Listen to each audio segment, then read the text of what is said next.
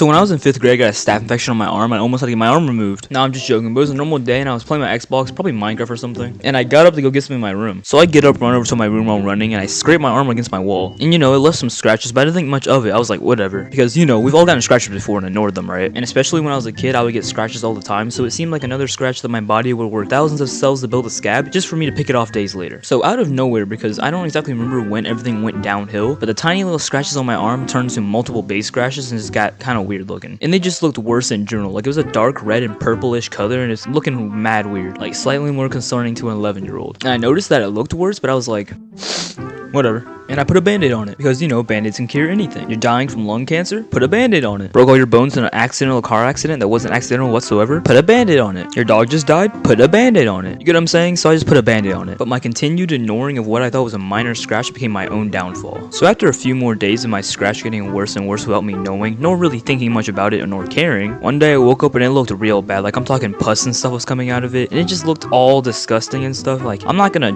animate it or draw onto my character. I'm gonna make it look way less worse than it actually did because it was just nasty. So that's when I finally decided to tell my mom about the little problem in my arm. And we kind of just put stuff on it and then put a band-aid on it, which kind of validated the point that band-aids can cure literally anything. But it still looked bad for a while. Like I remember during the week or two it was bad. I went to school and I had the cut in between my forearm and my bicep in this little area right here. And you know how band-aids don't stay well in areas like these. So when I would bend my arm, the band-aid would crumble up. After doing this a few times during the day, it fell off at some point. I remember one of my friends saw my scratch and how disgusting and horrific it looked. They were a little freaked out, but I'd be freaked out too. One of my friends showed up to school one day with a zombie bite on his arm. Because not gonna lie, that's what it straight up looked like. It was a zombie bite. It was funny though, since my friends and everyone else was disgusted by it, I would joke around about touching them with my arm scratch thing. But basically I got a staph infection on the cuts, causing it to be more of a problem. But staph infections can be really serious. Like I looked up and saw some nasty stuff. Like for real, don't look it up. Well, at least don't look it up and go to images. But it wasn't a bad case of staph and it went away after a few weeks, but it left a scarish looking mark. More like splashes of little patches. But now 5 years later, it just looks like a faded dark spot. But the real question is, how the heck, like for real, how the heck